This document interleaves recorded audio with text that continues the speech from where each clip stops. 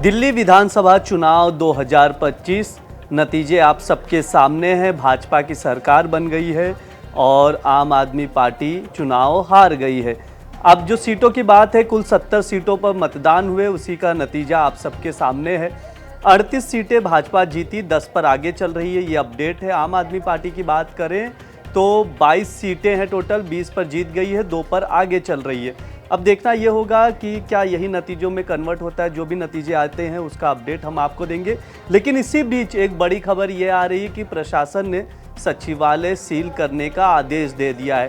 क्यों आदेश दिया है वो भी हम आपको बताएंगे।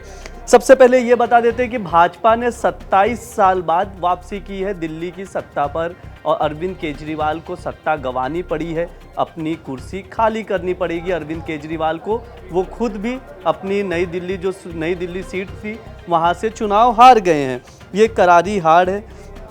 इसके अलावा बता दूं आपको, कई दिग्गज जैसे सौरभ भारद्वाज की बात करें, मनीष सिसोदिया की बात करें, सबका विकेट गिर गया है। अगर किसी का विकेट बचा है तो सिर्फ आतिशी हैं। अब प्रशासन ने जो नोटिस इशू किया है वो मैं आपको बता देता हूं।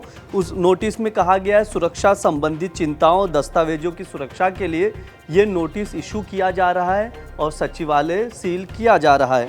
सामान्य प्रशासन विभाग की अनुमति के बिना कोई भी फाइल या दस्तावेज, कंप्यूटर हार्डवेयर आदि दिल्ली सचिवालय से बाहर ना ले जाया जाए, इसके लिए ये आदेश दिया गया है। कोई किसी भी दस्तावेजों की चोरी ना हो, इसके लिए सचिवालय को सील करने का आदेश दिया गया है। नोटिस में कहा गया है फाइलों, दस्तावेजों, इलेक्ट्रॉनिक फाइलों आदि की सुरक्षा के लिए ये निर्देश जारी किया जा रहा है।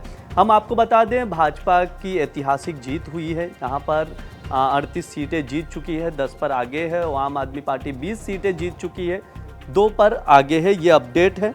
लेकिन जो दिग्गज नेता थे, चाहे अवध ओझा की बात की जाए, इन्फ्लुएंसर और यूट्यूब एजुकेटर, और इसके अलावा अरविंद केजरीवाल की बात की जाए, मनीष सिसोदिया की बात की जाए, सौरभ भारद्वाज की बात की जाए, सत्येंद्र जैन की बात की जाए, इतने दिग्गज नेता जो प्रमुख दावेदारी पेश करते थे आम आदमी पार्टी की ओर से, सबको हार का मुंह देखना पड़ा। सबको अपनी अपनी विधायकी की कुर्सी खाली करनी पड़ेगी। सबने अपनी अपनी प्रमुख दावेदारी तो पेश की थी, लेकिन हार का मुंह देखना पड़ा।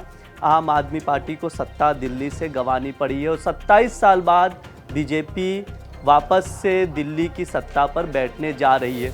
अब एक सवाल ये भी है कि अब बीजेपी किसे मुख्यमंत्री बनाएगी दिल्ली का, ये भी देखना दिलचस्प होगा।